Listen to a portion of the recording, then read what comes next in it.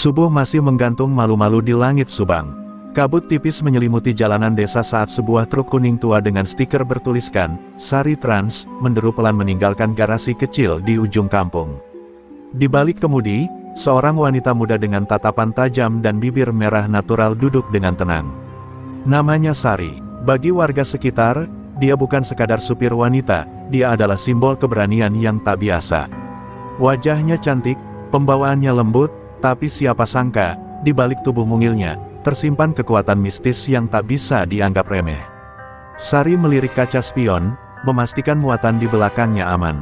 Di dalam truk itu, tersimpan paket besar berisi barang penting milik salah satu tokoh adat Aceh.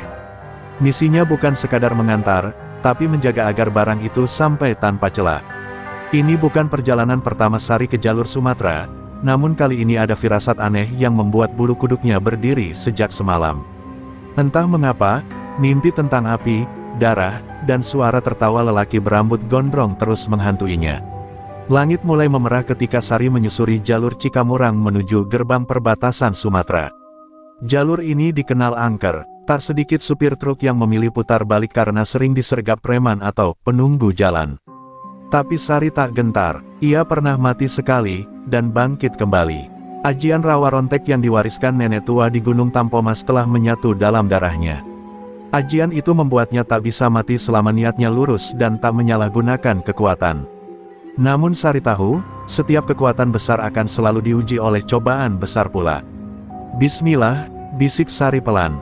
Ia menekan pedal gas saat truk melewati tikungan tajam menuju kawasan hutan. Di sisi kiri jalan, tampak bangkai mobil tua berkarat. Sari tak terkejut. Ia tahu itu adalah sisa insiden beberapa bulan lalu, sopir yang katanya diculik preman dan tidak pernah kembali. Jalur ini benar-benar bukan untuk orang biasa. Di kejauhan, suara knalpot motor menderu-deru. 3 motor mendekat cepat dari belakang, berboncengan pria-pria berjaket hitam.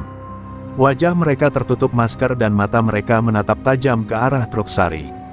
Namun ia hanya tersenyum, bahkan sempat menyalakan lampu sein seolah menyambut. Dalam hati, ia bersiap. Jika mereka memang berniat buruk, maka mereka akan mengenal siapa itu Sari Rawa Rontek. Motor-motor itu menyalip dan melambat di depan truk, mencoba menghentikannya. Salah satu dari mereka melambai dan berteriak, "Berhenti, Mbak. Ini pemeriksaan wilayah." Tapi suara dan nada mereka jelas bukan petugas. Sari menghela napas. Ia sudah tahu, permainan dimulai. Ia tak pernah mencari masalah, tapi ia tak pernah lari dari ancaman. Sari turun perlahan, membuka pintu truk dengan anggun. Angin pagi mengibarkan rambut panjangnya yang dikuncir rapi. Para pria yang hendak memalak mendadak terpaku. Mereka tak menyangka yang turun adalah wanita secantik itu. Tapi salah satu dari mereka tertawa miring dan berkata, "Cakep juga nih. Tapi sayang, harus bayar kalau mau lewat jalan kami." Sari menatap lurus, tanpa emosi. Tatapannya menusuk, dingin seperti baja. "Kalian salah orang," ucapnya pelan. Udara mendadak berubah. Angin menderu keras. Daun-daun berputar liar, dan aroma dupa samar-samar tercium, pertanda ajian rawa rontek mulai terbangun. Namun Sari masih menahan diri. Ia tahu ini baru permulaan. Yang lebih berbahaya sedang menanti jauh di ujung jalur lintas, Mat Saleh si Raja Preman Gondrong, lelaki dari mimpinya, yang belum tahu bahwa maut sedang menuju ke arahnya.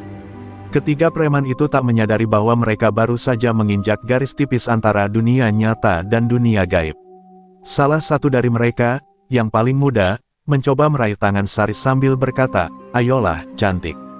Mending ikut abang aja daripada susah di jalan." Namun, seketika, tubuhnya terlempar sejauh 4 meter tanpa Sari menyentuhnya. Ia mengerang kesakitan di tanah berkerikil, wajahnya pucat, dan matanya membelalak seperti baru melihat makhluk dari neraka. Dua temannya mundur dengan panik, tetapi terlambat, udara di sekitar mereka mulai berat, seperti mengandung ribuan jarum halus yang menusuk kulit. Sari tetap diam, ia hanya memejamkan mata sejenak. Di balik keheningan itu, ajian rawa rontek mulai mengalir dalam aliran darahnya. Tubuhnya memancarkan hawa panas, namun anehnya tak terlihat api. Ketika ia membuka mata, pupil matanya berubah menjadi merah gelap sekejap lalu kembali normal. "Katakan pada atasan kalian, jangan sentuh aku, atau kalian akan hilang dari dunia ini tanpa jejak," ucapnya lirih, tapi terdengar jelas di telinga mereka seperti suara petir dalam telinga yang kosong. Kedua preman itu mengangkat tubuh temannya yang pingsan dan kabur tanpa menoleh ke belakang. Mereka menghilang di tikungan jalan, menembus kabut pagi yang mulai menipis. Sari kembali masuk ke dalam truknya, menutup pintu, dan menghela napas panjang. Ini baru awal, instingnya mengatakan, yang datang selanjutnya bukan sekadar anak-anak jalanan. Ia tahu, Mat Saleh pasti sudah mendengar pergerakannya di jalur ini. Dan benar saja, beberapa kilometer dari tempat itu, di sebuah rumah kayu tua di pinggir tebing, Mat Saleh sedang duduk di atas kursi rotan sambil merokok lintingan tembakau kering. Rambut gondrongnya dikepang acak, matanya tajam seperti elang lapar. Seorang anak buahnya tergopoh-gopoh masuk dan memberi laporan, "Bos, ada supir truk cewek dari Subang. 3 anak buah kita tumbang. Mereka bilang dia pakai ajian." Mat Saleh tertawa keras, suaranya parau seperti suara parau kayu lapuk digesek. "Ajian, wanita cantik pakai ajian. Wah, ini menarik." Mat Saleh bukan preman biasa. Ia adalah keturunan dari dukun tua Mandailing, yang pernah menyimpan ilmu hitam dalam guci batu di dasar sungai. Tapi ia belum sempurna menguasai ilmunya. Namun kekejamannya membuat semua orang di lintas Sumatera tunduk. Ia tak pernah kalah, sampai kini, saat seorang wanita bernama Sari muncul, membawa hawa dingin yang membuat bulu tengkuknya berdiri. Di sisi lain, Sari melintasi perbukitan Lampung dengan truknya yang setia. Jalanan mulai rusak dan berlumpur. Di tengah perjalanan, ia melihat ada rambu darurat yang ditegakkan di tengah jalan, seolah ada kecelakaan. Tapi naluri supranaturalnya memberi tanda, itu jebakan. Ia turun pelan-pelan, membuka kotak kecil berisi serbuk hitam yang dulu diberikan sang nenek. "Jika kau merasa diburu makhluk berwujud manusia, taburkan ini ke tanah," pesan sang nenek.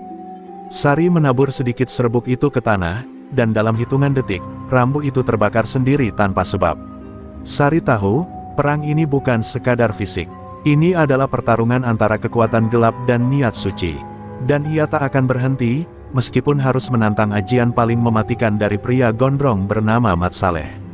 Ia menginjak pedal gas, dan truk kuning itu meluncur kembali, membelah kabut, menantang maut, membawa harapan dan ajian yang belum pernah dikalahkan. Di kejauhan, langit mulai berubah warna. Awan gelap perlahan menggulung, menandakan badai akan datang. Tapi Sari tersenyum tipis. Ia tak takut badai, karena badai tak pernah bisa mengalahkan api yang menyala di dalam dirinya. Kabut semakin tebal saat Sari memasuki kawasan hutan Bukit Barisan. Jalur yang sempit dan berlumpur membuat truknya harus melaju perlahan, sementara suara-suara asing mulai terdengar dari balik pepohonan. Burung-burung malam masih bertengger meski sudah siang, seolah menandakan bahwa tempat ini tak biasa. Sari menggenggam kemudi dengan erat. Napasnya tenang, tapi pikirannya siaga penuh. Di luar sana, mata-mata yang tak terlihat sedang menantinya. Ia tahu benar, Mat Saleh telah menyiapkan jebakan berikutnya. Tiba-tiba, dari semak belukar di kiri jalan, beberapa batang pohon tumbang menutup jalanan dengan suara menggelegar. Debu dan daun beterbangan di udara. Sari menginjak rem mendadak. Belum sempat ia turun, sekelompok pria muncul dari balik pohon. Belasan orang bersenjata golok dan besi panjang mengelilingi truk. Wajah mereka garang, sebagian bertato dan mengenakan kalung dari gigi binatang. Di tengah-tengah mereka, berdiri seorang pria besar bertubuh gempal yang dikenal sebagai Suro, tangan kanan Mat Saleh. Suro tersenyum licik sambil memutar-mutar rantai besi di tangannya. "Cantik sekali, Mbak, tapi sayang harus turun di sini," katanya dengan suara berat seperti drum kosong. "Kami nggak akan melukai kalau Mbak mau kasih muatan itu, dan tubuh cantik itu buat hiburan anak-anak." Tawa kasar para preman menggema di hutan. Tapi Sari tak bergeming. Ia turun perlahan dari truk. Suasana mendadak hening saat Sari berdiri di antara mereka. Angin berputar aneh, membuat daun-daun melayang seperti ditiup dari bawah. Sari menatap Suro tajam. "Jangan pernah sebut tubuh ini untuk hiburan. Ini tubuh yang pernah mati dan kembali karena tugas." Ucapannya membuat sebagian preman saling pandang. Beberapa mulai merasa tak enak. Namun Suro tertawa keras, "Omong kosong apa itu? Aku habisi kamu sekarang." Ia mengayunkan rantai ke arah kepala Sari. Namun dalam sekejap, Sari menghilang. Rantai menghantam tanah, dan pada saat yang sama, Sari sudah berada di belakangnya, menempelkan telapak tangan ke punggung Suro. Tiba-tiba tubuh Suro bergetar hebat. Matanya membelalak, napasnya tertahan. Dari telapak tangan Sari memancar hawa panas yang tak terlihat namun membakar tubuh Suro dari dalam. Lelaki itu berteriak seperti kesurupan sebelum akhirnya jatuh tersungkur dan tak bergerak. Para preman yang menyaksikan kejadian itu langsung gemetar. Salah satu dari mereka berlutut, maaf, kami hanya menjalankan perintah, Mbak." Sari tidak berkata apa-apa, ia menatap mereka satu persatu. Wajah-wajah yang tadinya buas kini berubah seperti anak-anak ketakutan. "Kalau kalian masih punya ibu, pulanglah. Jangan kotori jalan ini lagi. Tapi jika kalian tetap ikut Mat Saleh, aku tak akan memberi ampun di lain waktu." Suaranya lembut, tapi mengandung ancaman kematian. Perlahan, satu persatu preman itu berbalik dan lari ke arah hutan, meninggalkan Suro yang masih tergeletak. Sari kembali masuk ke truk. Ia tak butuh pujian, tak butuh tepuk tangan. Ia hanya ingin jalur ini bersih dari kegelapan.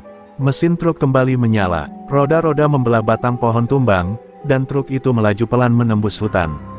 Tapi dari kejauhan, seseorang diam-diam memperhatikan. Sosok berjubah hitam dengan rambut gondrong berdiri di atas batu besar. Mat Saleh sendiri, melihat langsung kekalahan anak buahnya. Mulutnya menyeringai, tapi matanya merah membara. "Kau bukan wanita biasa, rupanya, tapi kau belum tahu siapa aku," gumamnya pelan. Langit mulai mendung. Di balik awan, badai besar sedang menunggu. Dan Sari belum tahu, bahwa ajian rawa rontek miliknya akan segera diuji oleh kekuatan paling gelap dari jalur Sumatera, ajian Bayang Angkara, warisan leluhur Mat Saleh yang tak pernah gagal menjatuhkan lawannya. Truk kuning itu terus melaju perlahan, menyusuri jalan setapak yang dikelilingi jurang dan tebing curam. Hujan mulai turun rintik-rintik, menciptakan dentingan sunyi di atas atap truk. Di dalam kabin, Sari menyeka keringat dingin di pelipisnya. Meski tubuhnya tenang, energi ajian rawa rontek terus berdenyut dalam dada, seakan tahu bahwa bahaya belum selesai. Matanya memandang tajam ke arah jalan yang licin dan berkabut. Di luar, hutan seolah bernapas.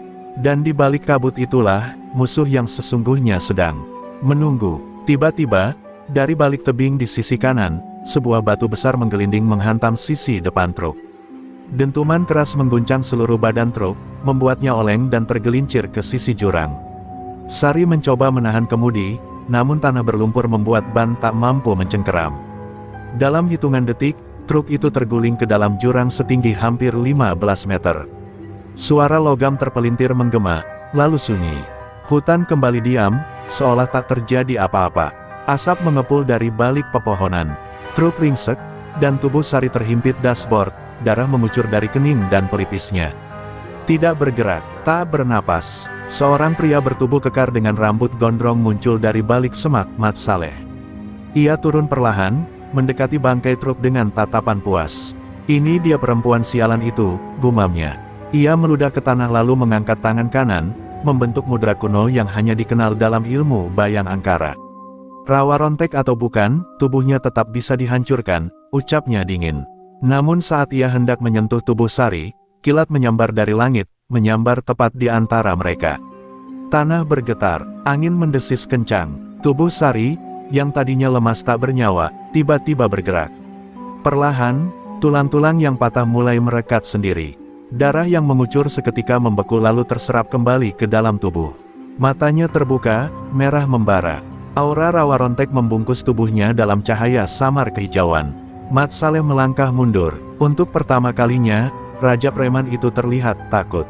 Tubuh Sari perlahan bangkit dari reruntuhan. Pakaiannya robek, tubuhnya dipenuhi luka, namun matanya tak kehilangan daya. Nafasnya pelan, tapi tiap helaan menggetarkan daun-daun di sekitarnya. Ia menatap langsung ke arah Mat Saleh. "Jadi kamu yang menjatuhkan trukku," bisiknya. Mat Saleh mencengkeram tasbih dari tulang kerbau yang melingkar di lehernya. "Kau memang bukan wanita biasa, Sari. Tapi ini belum selesai. Aku akan datang lagi, dan waktu itu, kau tidak akan bisa bangkit," katanya sebelum melompat ke balik kabut dan menghilang secepat bayangan. Sari memejamkan mata sejenak. Ia tahu tubuhnya telah melewati batas. Rawa rontek menyelamatkannya sekali lagi, tapi ia juga tahu, ajian ini tidak tak terbatas. Setiap kali digunakan, ada harga yang harus dibayar. Semakin besar luka, semakin dalam tarikan dari dunia arwah yang menunggu. Tapi ia tidak boleh berhenti. Barang itu harus sampai di Aceh. Dan lebih dari itu, Mat Saleh harus dihentikan sebelum ajian bayang angkara lepas kendali dan melukai lebih banyak nyawa. Dengan susah payah, Sari keluar dari truk yang rusak parah dan menatap ke atas jurang. Jalan masih panjang, dan jalur Sumatera belum aman. Tapi kini, tak hanya Mat Saleh yang mencari celah. Sesuatu yang lebih gelap dari ilmu hitam, telah bangkit. Dan hanya Rawa Rontek yang bisa melawannya. Sari menatap langit yang mulai cerah, lalu melangkah lagi. Meski berdarah, meski sendirian, ia akan terus maju. Sinar mentari siang menembus sela-sela pepohonan hutan bukit barisan, menerangi tanah basah yang masih menyimpan jejak darah dan serpihan truk yang hancur. Di tengah reruntuhan, Sari berdiri dengan tubuh compang camping. Namun aura spiritual dari ajian Rawa Rontek mengelilinginya seperti perisai tak kasat mata. Napasnya masih berat, walau tubuhnya telah pulih secara ajaib, rasa sakitnya tak sepenuhnya hilang. Yang paling menyiksa bukan luka fisik, melainkan suara arwah yang kini mulai membisik di telinganya. Ajian Rawa Rontek memang membawa keabadian dalam pertempuran, tapi itu bukan tanpa harga. Setiap kali ia dibangkitkan dari kematian, sebagian kesadarannya terseret ke alam gaib. Di sanalah arwah para penjaga Rawa Rontek tinggal, dan mereka mulai menuntut sesuatu dari Sari. Berapa kali lagi kau ingin selamat, Sari? Tubuhmu bangkit, tapi jiwamu terkikis sedikit demi sedikit, bisik suara perempuan tua, lirih namun menusuk hati. Sari terdiam, duduk di atas batu sambil menatap tangannya sendiri. Di sana, samar-samar ia melihat bekas luka yang seharusnya sudah sembuh, muncul kembali seperti bayangan masa lalu. Matanya memanas. Ia bukan manusia biasa lagi. Ia adalah wadah dari kekuatan leluhur, penjaga jalur lintas Sumatera dari kegelapan. Tapi, benarkah ia masih memiliki kebebasan seperti dulu? Atau kini ia hanya alat dari kekuatan kuno yang bahkan tak bisa ia tolak? Tiba-tiba dari kejauhan terdengar suara motor trail mendekat. Sari segera berdiri, siaga. Seorang lelaki tua dengan jubah sederhana dan ikat kepala khas suku Renjang turun dari motor dan mendekat dengan langkah tenang. "Kau Sari Rawa Rontek?" tanyanya dengan suara berat. Sari mengangguk waspada. Lelaki itu memperkenalkan diri sebagai Kirama, salah satu penjaga batas spiritual jalur barat Sumatera. Ia datang karena merasakan gempa spiritual besar saat tubuh Sari bangkit dari kematian. "Kau memanggil terlalu banyak arwah, Sari," ujar Kirama. "Jika kau terus menggunakan Rawa Rontek tanpa kendali, roh-roh itu akan menarikmu ke dunia mereka." Sari tertunduk. Untuk pertama kalinya sejak perjalanan ini dimulai, ia merasa lelah bukan karena medan atau musuh, tapi karena dirinya sendiri. Ia tahu ucapan itu benar. Setiap kali ia bangkit, sesuatu dalam dirinya menjadi kosong, seperti pintu yang terbuka dan tak bisa ditutup kembali. Namun Kirama memberikan sebuah kantong kecil berisi ramuan akar dan garam hitam. "Ini akan menenangkan arwah dalam tubuhmu sementara. Tapi ingat, kamu harus menyelesaikan misi ini sebelum malam purnama. Jika tidak, Rawa Rontek akan meminta tumbal." Kata-kata itu membuat dada Sari terasa sesak. Ia menatap langit yang perlahan mulai mendung. Hari sudah menjelang sore, dan Aceh masih ratusan kilometer di depan. Dengan tekad yang diperbarui, Sari pamit dari Kirama dan mulai berjalan kaki ke pos logistik terdekat untuk meminta bantuan truk pengganti. Langkahnya berat, tapi tekadnya tetap tajam. Di balik luka-luka dan kekuatan yang terus menggerus jiwanya, ada satu alasan kenapa ia terus maju. Lintas Sumatera harus bersih dari kegelapan. Ia tak hanya membawa barang, tapi juga harapan, dan warisan kuno yang tak boleh jatuh ke tangan Mat Saleh. Dan sejauh mata memandang, jalur itu masih panjang, masih penuh ujian. Di sebuah rumah tua di pinggir sungai Batanghari, asap kemenyan menggulung ke langit-langit ruangan. Mat Saleh duduk bersila di tengah lingkaran abu hitam. Matanya terpejam, keningnya berkerut, dan di tangannya menggenggam gumpalan rambut Sari yang ia temukan di reruntuhan truk. Di sekelilingnya, 5 anak buahnya berdiri kaku, menahan napas dalam aura menakutkan. Udara terasa berat, seperti dipenuhi puluhan tangan tak terlihat yang mencengkeram leher mereka. Tiba-tiba, Mat membuka mata. Dia masih hidup, gumamnya lirih. Suaranya tenang, tapi penuh bara amarah yang nyaris meledak. Ia meremas rambut itu hingga berubah jadi debu. Dia tak hanya menolak mati, dia menantangku. Salah satu anak buahnya, Darto, mencoba bicara. "Maaf, Bang Mat, kami kira dia sudah tewas di jurang." Truknya hancur, tapi belum sempat kalimat itu selesai, tubuh Darto terpental ke dinding seperti dilempar petir. Lehernya patah, darah mengucur dari mulut. Mat Saleh bangkit. Bodoh. Kalian kira rawa rontek itu permainan bocah. Mat Saleh mengambil sebuah peti kayu dari bawah lantai. Ia membuka perlahan. Di dalamnya ada batu hitam berukir, dikelilingi benang-benang merah tua. Ajian Bayang Angkara tak boleh tidur lagi, bisiknya. Ia menorehkan darah dari telunjuknya ke batu itu. Seketika ruangan menjadi gelap. Bayangan di dinding mulai bergerak sendiri. Meliuk-liuk seperti ular. Dari bayangan itu terdengar bisikan lirih, penuh dendam dan kelaparan. Mat Saleh tersenyum miring. Sari, kalau kau ingin main dengan arwah, aku akan ajak kau menari di dalam kubur.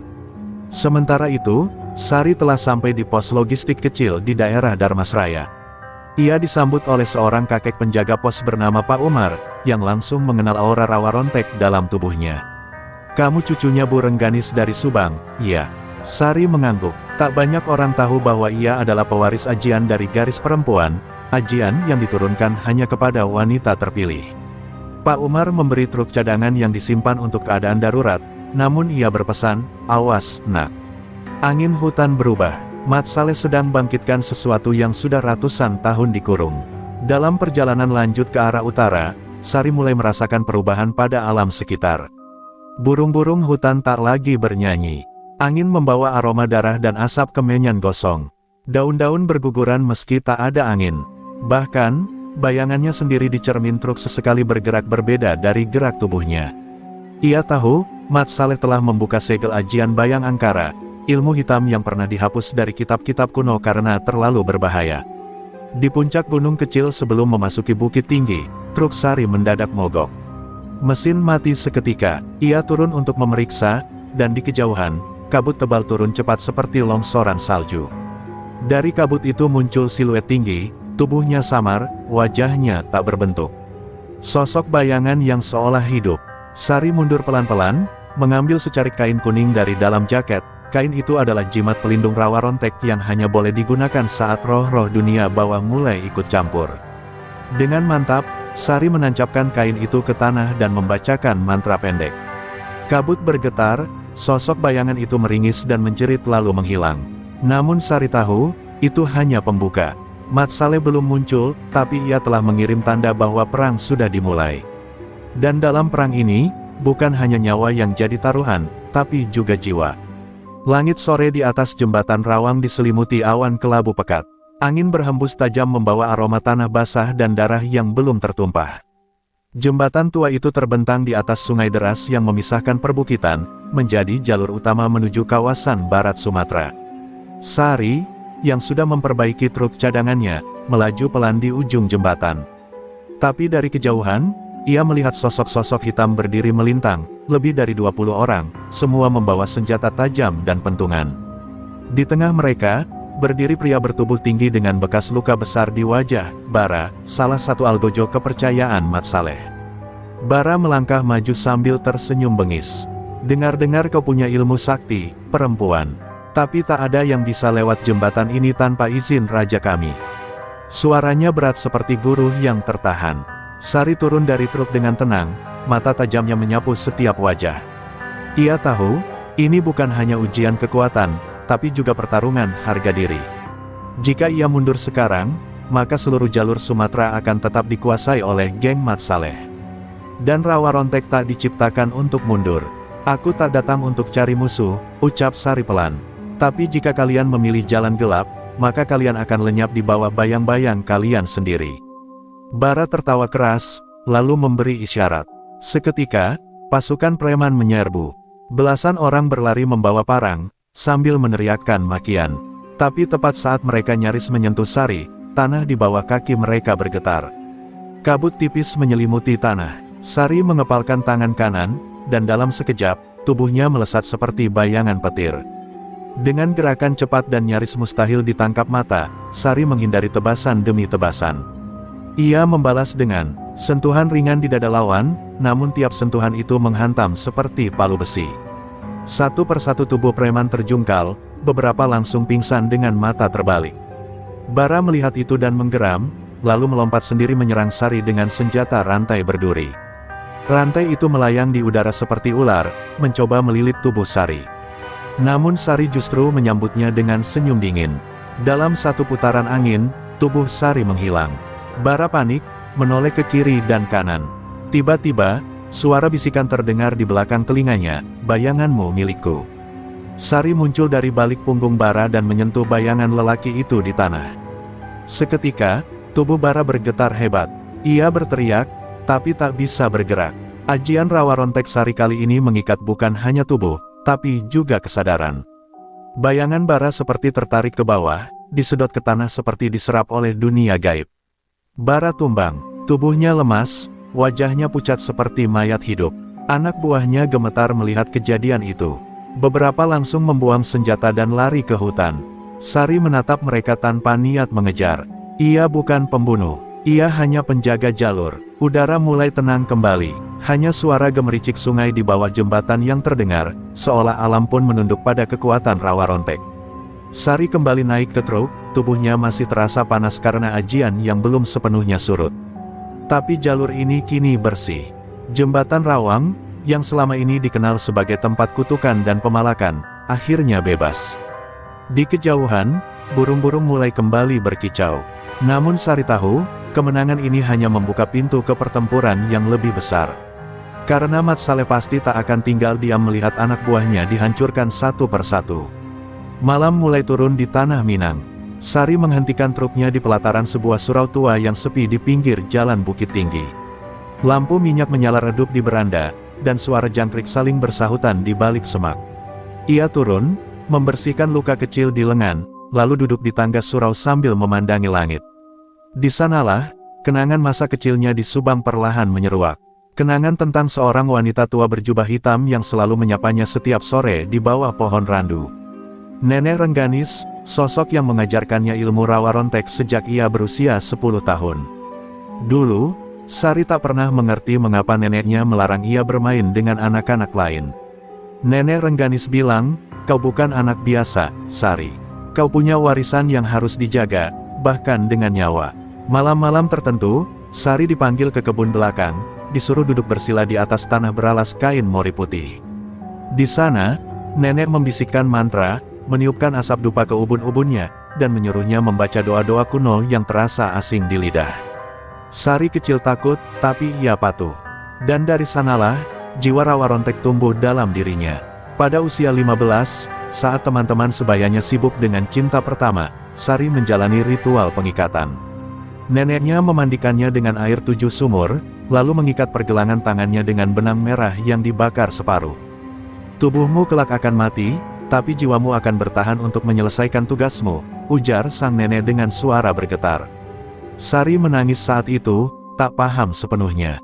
Tapi kini, ia mengerti, bahwa semua itu adalah awal dari jalan panjang yang sedang ia tempuh sekarang. Angin malam menyapu wajahnya, Sari tersenyum tipis, mengenang bagaimana dulu ia sempat membenci garis takdirnya.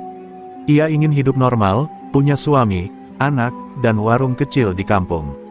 Tapi setelah nenek Rengganis wafat dalam pelukannya, dan roh sang nenek masuk ke dalam dirinya lewat ritual pewarisan sukma, segalanya berubah. Kini, ia tak hanya membawa tubuhnya sendiri, tetapi juga darah, jiwa, dan warisan seluruh leluhur. Perempuan Subang yang pernah menjaga ajian Rawa Rontek.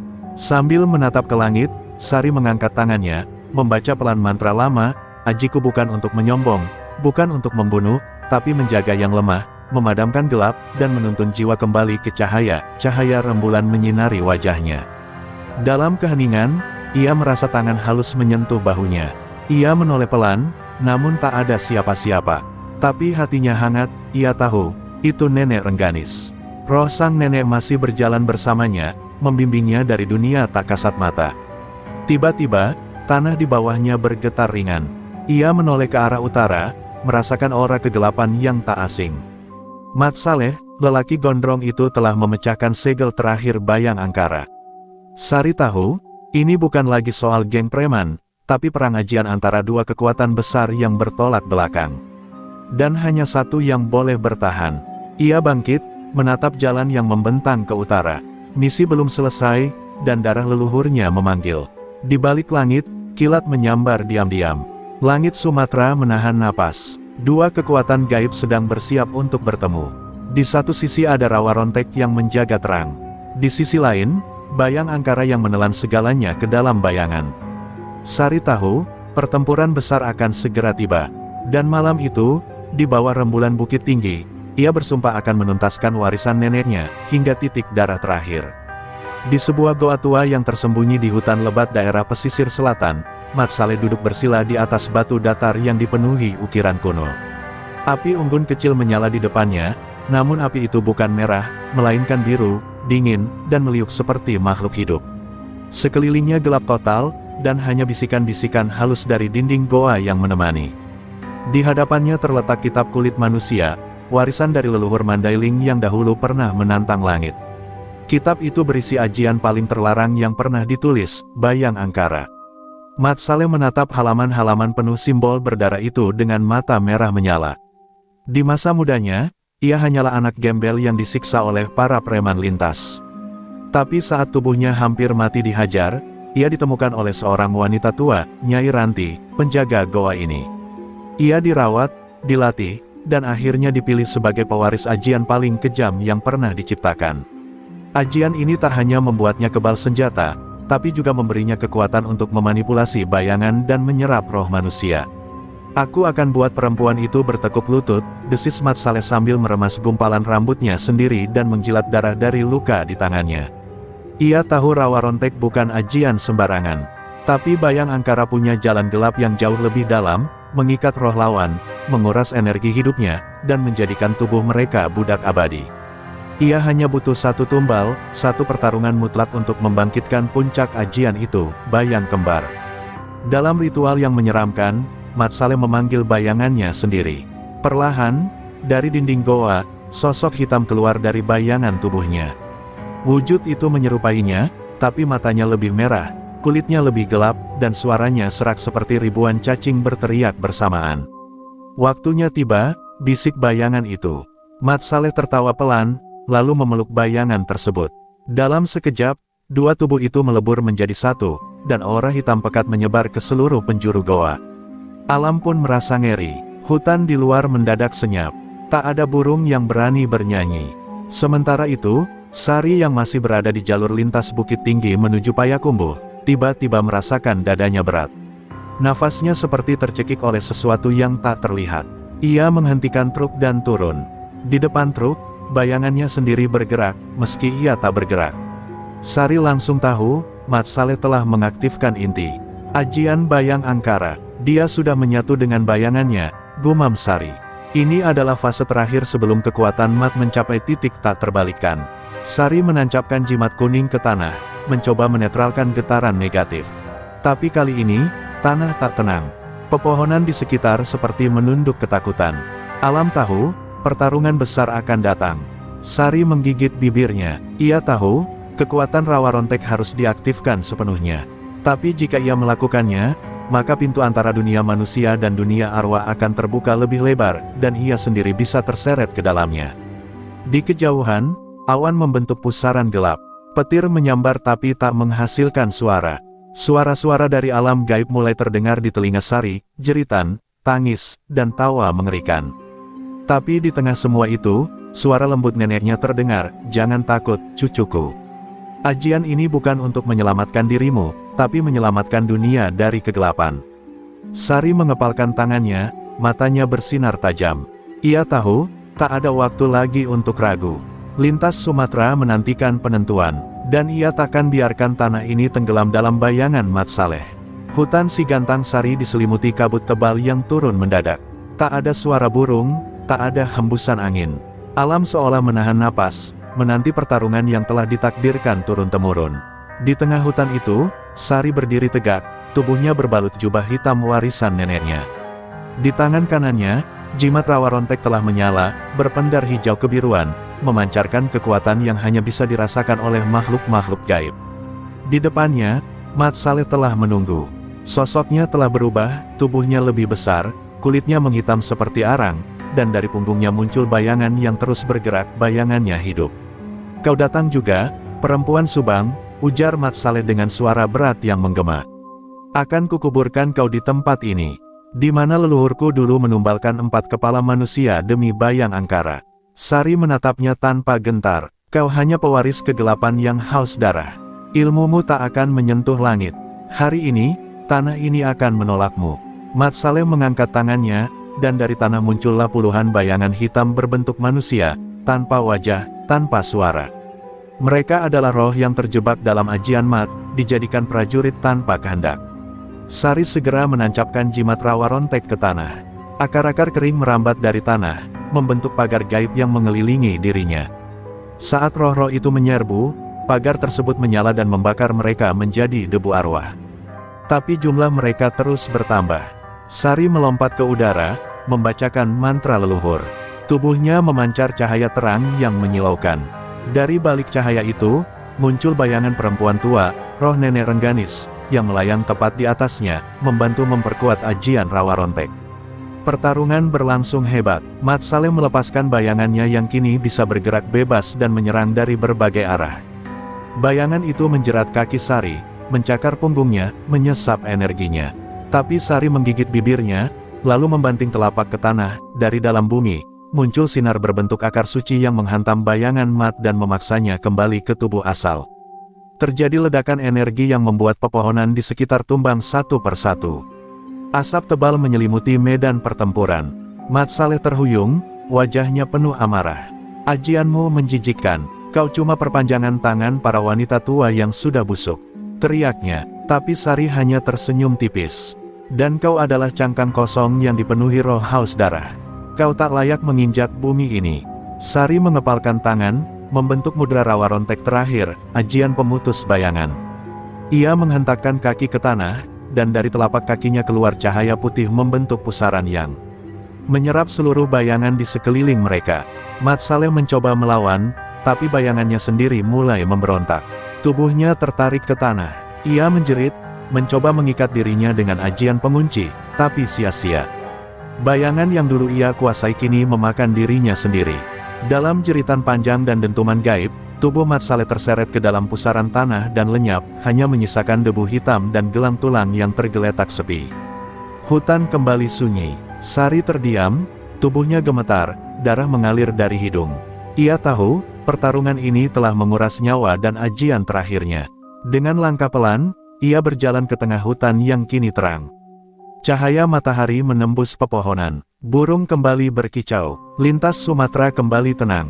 Tapi di dalam tubuh Sari, rawa rontek masih menyala, dan ia tahu, sebagai penjaga jalur ini, tugasnya belum selesai. Masih banyak kegelapan lain yang menunggu untuk dibasmi. Tapi untuk hari ini, bumi telah memilih pemenangnya. Langit pagi di atas Sumatera membiru tenang. Hutan Sigantang Sari, yang semalam menjadi medan pertempuran supranatural antara dua kekuatan kuno, kini tampak damai seperti tak pernah terjadi apa-apa. Tapi di antara daun-daun basah dan batang pohon yang tumbang, berdiri seorang wanita dengan sorot mata kosong, Sari. Kemenangan itu bukan tanpa bayaran. Tubuhnya lemah, darah kering di sudut bibirnya, dan aura rawa rontek dalam dirinya berdenyut tidak stabil. Ia berjalan pelan keluar dari hutan, membawa luka yang tak seorang pun bisa lihat, luka jiwa. Di sebuah rumah kecil milik Pak Umar, penjaga pos logistik yang dulu menolongnya, Sari beristirahat dalam diam. Tubuhnya dirawat, tapi jiwanya tak berhenti berteriak. Di malam hari, ia sering terbangun dengan keringat dingin. Mimpi-mimpi buruk datang silih berganti, bayangan Mat Salleh yang menjerit, roh-roh yang ia lumpuhkan, dan suara nenek Rengganis yang terus memanggil namanya dari tempat yang jauh. Sari mulai bertanya, apakah semua yang ia lakukan ini benar? Atau ia justru perlahan menjadi seperti musuh yang ia kalahkan? Pak Umar menyadari perubahan itu. Lelaki tua itu duduk di samping Sari suatu malam, membawakan air jahe hangat. Nak, kau memang menang. Tapi kau juga kehilangan sesuatu yang tak terlihat. Sari menunduk, matanya merah, tapi bukan karena lelah. Aku merasa sebagian dari diriku tidak kembali dari hutan itu, Pak. Seolah, rawa rontek mengambil sesuatu dariku sebagai balasan. Pak Umar mengangguk pelan. Ajian itu memang bukan sembarang ajian, Sari. Ia hidup, dan setiap kali kau memanggilnya, ia akan mengambil sebagian dari hatimu. Hari-hari berlalu, dan tubuh Sari mulai pulih. Tapi jiwanya tetap gelisah. Ia duduk berjam-jam di bawah pohon tua dekat rumah Pak Umar, memandangi sungai kecil yang mengalir tenang. Dulu, sebelum semua ini, ia bermimpi hidup sederhana, mengantar barang, membangun bengkel kecil, dan menabung untuk beli rumah di kampung. Tapi sekarang, semua itu terasa jauh. Dunia telah mengubahnya. Ia bukan lagi sekadar sopir. Ia adalah penjaga lintas, pewaris rawa rontek, dan perempuan yang sudah melihat wajah kematian lebih dari sekali. Pada malam keempat, Sari mendengar suara ketukan di jendela. Saat dibuka, tak ada siapa-siapa. Tapi di tanah, tergeletak sebilah pisau pendek dengan ukiran aneh di pegangannya. Pisau itu bukan milik dunia biasa. Dan saat ia menyentuhnya, tubuhnya langsung menggigil. Ia menutup mata dan seketika melihat penglihatan singkat, seorang pria berjubah hitam sedang membakar peta lintas Sumatera. Di belakang pria itu, berdiri sosok wanita muda dengan rambut menjuntai panjang, dan mata yang menyala merah. Sari langsung terbangun, nafasnya memburu. Ancaman belum selesai. Pak Umar masuk tergesa, wajahnya pucat. "Sari, ada yang datang ke rumah ini semalam. Ia hanya meninggalkan satu pesan, Mat Saleh bukan satu-satunya. Masih ada yang lebih gelap, lebih dalam, dan lebih tua dari Bayang Angkara." Sari mengepalkan tangan, hatinya yang sempat lemah kini kembali membara. Jika ada ancaman baru, maka ia tak bisa berhenti sekarang. Ajian rawa rontek mungkin melukai dirinya perlahan, tapi selama napasnya masih ada, ia akan terus menjaga jalan ini. Sari menatap keluar jendela. Fajar mulai menyingsing. Jalan panjang ke Aceh masih terbentang. Dan di balik cahaya pagi itu, kegelapan baru telah menanti. Tapi ia tak akan gentar. Karena luka tak selalu melemahkan, kadang luka adalah pengingat, bahwa ia pernah berdiri di batas antara hidup dan mati, dan memilih untuk tetap berjalan. Di tengah hutan Aceh bagian timur, jauh dari jalur utama dan tersembunyi dalam kabut abadi, berdiri sebuah bangunan batu tua yang disebut orang-orang pedalaman sebagai tanah gentayang. Di dalamnya, api ungu menyala dari lingkaran gaib. Seorang pemuda berdiri di tengah api itu, tubuhnya tak terbakar, matanya merah darah, dan kulitnya dihiasi guratan hitam yang tampak hidup. Dialah Raka Jagat, pewaris sejati ajian Bayang Angkara. Putra dari Nyai Ranti, iblis wanita yang pernah mengurung Mat Saleh, dan satu-satunya keturunan yang dilahirkan bukan dari rahim manusia, tetapi dari perjanjian roh. Raka tahu ayah angkatnya, Mat Saleh, telah dikalahkan oleh Sari si rawa rontek. Tapi ia tidak murka, ia justru tertawa saat mendengar kabar itu. Dia hanya pembuka pintu, gumam Raka. Dan kau, perempuan Subang, baru saja membangunkan aku dari tidur panjang. Di tangannya, Raka memegang bagian terakhir dari kitab bayang yang dulu tak sempat digunakan Mat Saleh. Halaman ini berisi ajian pemanggil bayangan leluhur, ilmu terlarang yang bisa membangkitkan roh-roh jahat generasi pertama Bayang Angkara. Sementara itu, Sari melanjutkan perjalanannya menuju Aceh dengan tubuh yang mulai pulih tapi hati masih gelisah. Ia kini ditemani seorang pemuda sopir lokal bernama Darman, yang menawarkan bantuan logistik dan petunjuk jalan. Tapi malam itu, saat mereka berhenti di desa kecil Meredu, seekor burung gagak mati jatuh tepat di atas truk mereka. Darahnya menetes, membentuk pola tak biasa, sebuah simbol lingkaran dengan titik hitam di tengah. Sari langsung mengenali pola itu. Itu adalah tanda kebangkitan Raka Jagat, pewaris kegelapan sejati dari Bayang Angkara. Pak Umar yang ikut dalam perjalanan, tampak murung. "Aku kira semua sudah selesai," katanya lirih. "Tapi kalau Raka yang muncul, maka ajian rawa rontek akan menghadapi kegelapan yang bahkan nenek Rengganis dulu tak sanggup tundukkan." Sari diam. Di dalam dirinya, ajian rawa rontek mulai bergetar, seolah merespons kehadiran energi yang jauh lebih tua dan lebih liar. Roh-roh dalam tubuhnya mulai gelisah. Beberapa berbisik, "Jangan lawan dia sendirian." Di tempat lain, Raka mulai bergerak. Ia mendatangi desa-desa terpencil di sepanjang jalur Sumatera Utara, membakar tanah dan menjerat jiwa orang-orang yang lemah iman. Dalam semalam, 2 dusun lenyap tanpa jejak. Tak ada mayat, tak ada suara, hanya bayangan pekat yang membekas di dinding rumah-rumah. Raka tak butuh anak buah seperti Mat Saleh. Ia menciptakan pasukannya dari jiwa-jiwa yang direnggut paksa, menjadikannya roh bayangan yang tak bisa dilukai senjata biasa. Saat Sari tiba di perbatasan Aceh, ia disambut oleh dukun tua bernama Mak Amah, sahabat lama mendiang nenek Rengganis. Dengan mata sembab dan suara berat, Mak Amah memberi peringatan, Bayang Angkara yang satu ini bukan sekadar ajian, dia adalah kutukan. Dan hanya rawa rontek yang dihidupkan sepenuhnya bisa menandinginya. Tapi kau harus ingat, Sari, menghidupkan rawa rontek seutuhnya, artinya membiarkan dirimu menjadi penghubung dua dunia. Dan mungkin tak akan bisa kembali. Sari terdiam, lama. Di satu sisi, ia ingin menyelesaikan tugas ini, menyelamatkan jalur lintas Sumatera dari kegelapan. Tapi di sisi lain, ia mulai takut pada ajian yang selama ini menjadi kekuatannya. Takut bahwa rawa rontek akan menelannya bulat-bulat. Tapi begitu mendengar kabar bahwa Raka menuju Banda Aceh, tempat terakhir tujuan pengiriman barangnya, ia tahu tak ada lagi waktu untuk ragu. Ini bukan lagi soal perjalanan logistik. Ini soal menyelamatkan nyawa ribuan orang dari sosok yang bahkan bayangannya tak bisa disentuh cahaya. Hujan turun deras di dataran tinggi Takengon, tempat Sari memilih berhenti sejenak sebelum melanjutkan perjalanan ke Banda Aceh. Ia berdiri di tepi jurang, tubuhnya menggigil bukan karena dingin, tapi karena keputusan yang harus ia ambil. Dalam genggamannya, terdapat kain putih mori tua yang selama ini ia simpan di dada, warisan terakhir dari nenek Rengganis, yang hanya boleh dibuka jika rawa rontek harus dibangkitkan seutuhnya.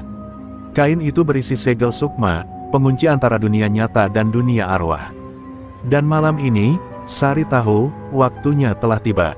Di hadapannya, Mak Amah, dukun tua dari Aceh, menyalakan dupa 7 warna sambil membaca mantra dalam bahasa kuno. Api menari-nari, dan suara gaib mulai terdengar dari balik semak. Suara-suara perempuan menangis, suara tawa anak kecil, dan jeritan makhluk yang tak bernama. Sari menutup matanya, lalu perlahan membuka kain mori tersebut. Seketika, angin menerpa kuat, api padam, langit menghitam, dan dari dalam kain itu, muncul segumpal cahaya hitam bercahaya putih di tengahnya. Itulah inti rawa rontek sejati, ajian yang menghubungkan dua dunia melalui tubuh pewarisnya. Tubuh Sari langsung terangkat beberapa sentimeter dari tanah. Matanya memutih, rambutnya terurai, bergetar seperti ditiup badai dari dalam. Dari pori-porinya keluar asap tipis yang mengelilingi tubuhnya dalam lingkaran spiral. Mak Amah terperanjat. Dia mewarisi bentuk murni rawa rontek. Tidak setengah, tidak terikat. Ini, rawa rontek yang lahir dari darah dan sukma. Tapi proses itu menyakitkan. Tubuh Sari berdarah dari telinga, mulut, dan ujung jari. Roh-roh leluhur Subang masuk satu persatu ke dalam dirinya. Ia menjerit, tapi tak membatalkan ritualnya. Di tempat berbeda, Raka Jagat terdiam sejenak saat melihat api ritualnya meredup. Ia mengangkat wajah, menatap langit. Dia membuka rawa rontek sejati, bodoh. Tapi Raka tak gentar, ia malah tersenyum. Kalau begitu, aku akan buka ajian bayang leluhur. Kita lihat siapa yang lebih siap dikoyak oleh roh-roh purba. Raka kemudian menanam kuku jempolnya sendiri ke dadanya, dan dari tubuhnya keluar bayangan-bayangan tua, berwujud manusia setengah hewan, roh penasaran, dan makhluk zaman sebelum sejarah ditulis. Setelah Sari turun dari ritual, tubuhnya lemas. Tapi matanya berbeda, ada kilau putih menyala di balik iris hitamnya. Ia kini bisa melihat bayangan-bayangan orang mati, bisa mendengar percakapan makhluk dari lapisan dunia lain. Bahkan, ia bisa merasakan pikiran orang-orang yang takut dalam radius 1 kilometer. Sari bukan manusia biasa lagi. Ia kini menjadi perantara, jembatan antara terang dan gelap. Dan dengan kekuatan itu, ia bersumpah untuk menutup selamanya jalur bayang angkara. Mak Amah memberi Sari satu nasihat terakhir, kau akan kuat, tapi hanya sebentar. Rawa rontek sejati hanya bisa dibuka selama 3 hari. Setelah itu, tubuhmu akan mulai dimakan oleh roh-roh yang kau undang. Gunakan waktumu, anakku, dan pastikan ajian bayang angkara tidak menyebar lebih jauh. Sari mengangguk, tak ada ketakutan lagi di wajahnya. Ia naik ke truk, mengenakan sarung jimat dan ikat kepala mori. Mesin truk meraung keras, seperti mengerti bahwa misi ini bukan sekadar pengiriman barang, tapi pertarungan terakhir antara terang dan kegelapan. Perjalanan menuju Banda Aceh pun dimulai. Angin membawa bisikan roh, jalanan sepi, dan langit menahan badai. Tapi dalam hati Sari, api tak padam. Rawa rontek sejati kini hidup di dalam dirinya. Dan ia tahu, jika harus mati demi mengakhiri warisan iblis dari Nyai Ranti, ia akan melakukannya tanpa ragu sedikitpun. Langit Tanoh Gayo berubah muram menjelang sore. Awan hitam menggulung bagaikan naga yang bersiap turun dari langit. Di sebuah dataran tinggi yang dikelilingi danau kecil dan hutan tua, Sari menghentikan truknya. Ia turun, berjalan perlahan ke tengah lapangan kosong yang oleh penduduk disebut tanah runtuh, tempat banyak orang dahulu menghilang tanpa jejak. Di sanalah Raka Jagat telah menunggu, berdiri tenang dengan jubah bayangannya yang melambai sendiri meski angin tak berembus. Di belakang Raka, bayangan para leluhur bayang angkara melayang tanpa wujud fisik, hanya suara dan amarah purba. "Selamat datang, pewaris terang," ucap Raka dengan senyum sinis. "Aku harap kau sudah siap menjadi tumbalku." Sari tak menjawab, ia hanya menatap lurus, lalu menancapkan jimat rawa rontek ke tanah. Seketika tanah bergetar, dan roh-roh leluhur Subang muncul membentuk pusaran cahaya. Mata Sari menyala putih, suaranya berubah, seperti ada 1000 perempuan bicara bersamaan dari dalam tubuhnya. "Bayanganmu akan diputus, dan warisan iblis akan dikubur hari ini." Raka tertawa lalu menghantam tanah dengan tangannya. Dari balik tubuhnya, muncul bayangan leluhur, makhluk-makhluk dari zaman kelam, tinggi, tak bersuara, bertanduk, bertangan banyak, dan bermata hitam. Mereka berlari melintasi tanah, menyebar dan mencoba mengurung Sari dari segala arah. Tapi Sari tak bergerak, ia hanya menutup mata, dan dari tubuhnya meledak gelombang cahaya rawa rontek yang menabrak para makhluk itu hingga meleleh menjadi kabut hitam. Perang dimulai, bukan hanya fisik, tapi perang antara sukma dan keyakinan. Raka melayang ke udara, tangannya memegang pisau tulang yang berdenyut seperti urat hidup. Ia melesat ke arah Sari, tapi Sari menyambutnya dengan sabetan tangan kanan yang membentuk tapak roh. Mereka saling hantam di udara, gelombang cahaya dan bayangan saling berbenturan, menciptakan ledakan tak terlihat tapi mengguncang bumi. Gempa kecil terasa sampai ke kampung terdekat. Hutan seolah meringis, burung-burung beterbangan panik, dan air danau Gayo mendidih pelan. Dalam satu momen genting, Raka berhasil melukai bahu Sari dengan pisau tulangnya. Tapi darah yang keluar bukan merah, melainkan putih bercahaya. Raka terperangah. "Darah roh," bisiknya. "Kau sudah bukan manusia penuh lagi." Sari tersenyum lelah. "Aku tidak butuh jadi manusia utuh, yang penting, aku masih membawa cahaya." Ia lalu meletakkan telapak tangannya ke tanah, dan memanggil roh ibu leluhur, sosok terbesar dalam rawa rontek yang hanya bisa dipanggil sekali seumur hidup. Dari langit muncul cahaya seperti ibu hamil berselimut kabut putih. Sosok itu menyelimuti tubuh Sari, menyatu perlahan, dan memancarkan kekuatan terakhir rawa rontek. Sari melesat dan menghantam Raka tepat di dadanya. Tubuh Raka terpental, tapi belum hancur. Ia tertawa sambil muntah darah. "Kau kuat, perempuan, tapi rawa rontek akan merobekmu dari dalam. Lihat saja, 3 hari, dan kau akan jadi jasad tanpa jiwa." Namun Sari tak menjawab, ia hanya menatap mata Raka, dan berkata lirih, "Kalau aku harus musnah, asal kau ikut bersamaku ke dasar kegelapan, itu layak." Pertempuran akhirnya mencapai puncaknya ketika Sari merapal mantra pemutus leluhur, ajian terakhir yang bisa memisahkan warisan gelap dari tubuh seseorang. Ia menyentuh dada Raka dan berteriak dalam bahasa arwah. Tubuh Raka mengejang hebat, bergetar, lalu pecah menjadi kabut tebal yang menyebar ke udara. Raka menjerit panjang sebelum lenyap, tapi Sari tak berdiri lagi. Tubuhnya roboh, wajahnya pucat, matanya terbuka tanpa cahaya. Roh leluhur dalam tubuhnya mulai menarik sukma aslinya. Waktu rawa rontek sejati hampir habis. Tubuh Sari terbaring di tanah Tano Gayo yang sunyi. Angin berhenti berhembus, burung pun tak lagi bernyanyi. Di sekelilingnya, pepohonan membungkuk, seperti sedang berduka atas jatuhnya penjaga terang. Mata Sari terbuka, namun tak lagi memantulkan kehidupan. Jiwanya telah terlepas, melayang di antara dimensi. Di alam antara, ia berjalan sendirian di lorong putih yang sunyi. Suara lembut mulai terdengar, seperti nyanyian ibu meninabobokan anak. Dan dari kejauhan, muncullah nenek Rengganis, berdiri dengan senyum sendu. "Sari, kau sudah melampaui batas manusia," ucap sang nenek. "Tapi belum terlambat untuk kembali. Tapi jika kau kembali, kau tak akan bisa memanggil rawa rontek lagi. Ajian itu akan mengunci diri, dan semua kekuatanmu akan lenyap." Sari berdiri kaku. Ia memandangi tangannya sendiri yang mulai tembus pandang. Di dalam dirinya, suara para roh leluhur rawa rontek mulai mereda.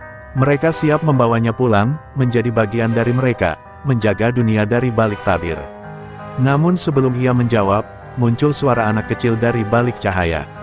Suara itu lirih, penuh harap. "Bu, jangan tinggalin aku." Sari tertegun. Ia tahu suara itu. Suara seorang anak laki-laki yatim yang pernah ia selamatkan saat kecil dari tabrakan truk di Subang. Sejak saat itu, anak itu memanggilnya, Ibu, meski hanya sebagai panggilan sayang. Aku ingin lihat ibu pulang, ibu janji mau cerita lagi tentang truk-truk besar, suara itu mengiris hati Sari. Matanya yang semula hampa mulai basah. Sari menoleh ke arah Nenek Rengganis. Kalau aku pergi, siapa yang akan jaga jalan lintas itu? Siapa yang akan lindungi mereka dari kegelapan lain yang mungkin muncul lagi nanti? Nenek Rengganis menunduk. Kegelapan akan selalu ada, Sari. Tapi tidak selamanya kau yang harus melawannya. Terkadang, keberanian satu jiwa cukup untuk membangkitkan banyak jiwa lain. Kau sudah menyalakan cahaya, biarlah orang-orang setelahmu yang menjaga nyalanya. Suasana menjadi hening, detik berjalan perlahan. Dengan napas panjang, Sari mengulurkan tangan ke cahaya kecil yang muncul di hadapannya. Kalau begitu, izinkan aku pulang, Nek. Bukan karena aku takut mati, tapi karena aku belum selesai mencintai hidup ini. Cahaya menyelimuti tubuhnya, suara ribuan roh perlahan bertepuk tangan. Nenek Rengganis menatapnya dengan mata penuh bangga. Kau adalah cahaya yang kami banggakan, cucuku. Tapi ingat, kau sekarang hanya manusia biasa. Dalam sekejap, semuanya menghilang. Tubuh Sari kembali bernapas. Matanya bergerak. Darman dan Mak Amah yang sejak tadi menangis di sisi tubuhnya langsung memeluknya dengan haru. Sari, kau hidup, seru Mak Amah. Tapi tubuh Sari sangat lemah. Ia hanya tersenyum kecil. Aku kembali, sebagai aku yang biasa. Saat itu juga, langit kembali cerah. Cahaya mentari menyinari jalur lintas Sumatera yang kini benar-benar damai. Bayang-bayang telah pergi, dan cahaya telah membayar harganya. 3 bulan telah berlalu sejak pertarungan besar di Tanoh Gayo. Jalur lintas Sumatera kini terasa berbeda. Tak ada lagi berita tentang pemalakan, hilangnya penduduk, atau suara-suara aneh di malam hari. Para sopir mulai merasa tenang, dan desa-desa kecil di sepanjang rute kembali hidup. Nama Sari, sang supir cantik dari Subang, menjadi legenda yang dibicarakan dari warung kopi hingga pos peristirahatan. Tapi tak banyak yang tahu, wanita itu kini hidup jauh dari sorotan, di sebuah desa kecil di pinggiran Danau Laut Tawar, bersama anak-anak yatim dan orang-orang terluka yang ia rawat sendiri. Sari, yang dulu dikenal sebagai pemilik rawa rontek, kini hanya seorang wanita sederhana yang senyumannya menghangatkan siapapun yang ditemuinya. Rambutnya tak lagi dililit kain mori, dan tangannya tak lagi bergetar oleh kekuatan gaib. Tapi dalam tatapannya masih tersimpan sesuatu, ketenangan yang lahir dari pertarungan panjang antara hidup dan mati. Ia telah melepas semua ajian, namun warisan sejati yang ia simpan bukan kekuatan, melainkan keberanian dan cinta pada sesama. Suatu sore, Darman datang membawa kabar bahwa pemerintah daerah ingin memberikan penghargaan khusus kepada Sari karena jasanya membersihkan jalur Sumatera dari kelompok kriminal dan menciptakan keamanan baru. Tapi Sari menolak dengan lembut. Kalau semua ini aku lakukan untuk penghargaan, mungkin aku sudah mati sejak lama, ucapnya. Ia hanya meminta satu hal, sebuah taman kecil di jalur lintas itu, agar sopir-sopir bisa berhenti dan berdoa, serta mengenang mereka yang telah berkorban dalam sunyi. Taman itu kini berdiri megah di perbatasan Aceh, dengan sebuah batu besar bertuliskan, "Untuk para penjaga jalan yang tak terlihat, dan untuk satu jiwa yang menyalakan cahaya di tengah bayangan, Sari dari Subang." Orang-orang meletakkan bunga, menyalakan lilin, dan sopir-sopir dari berbagai daerah menyempatkan berhenti untuk berdoa di sana. Nama Sari menjadi simbol kekuatan tanpa kekerasan. Ia tidak hanya menyelamatkan jalan, tapi juga membangkitkan semangat para sopir dan warga untuk menjaga keamanan bersama. Di rumah sederhana tempat Sari tinggal, anak-anak kecil memanggilnya Bu Sari. Mereka sering minta didongengi sebelum tidur. Tapi alih-alih cerita dongeng biasa, Sari menceritakan kisah hidupnya dengan bahasa anak-anak, tentang seorang wanita pengemudi yang melintasi jalan berbahaya, bertemu monster bayangan, lalu menyelamatkan jalan itu tanpa membunuh siapapun.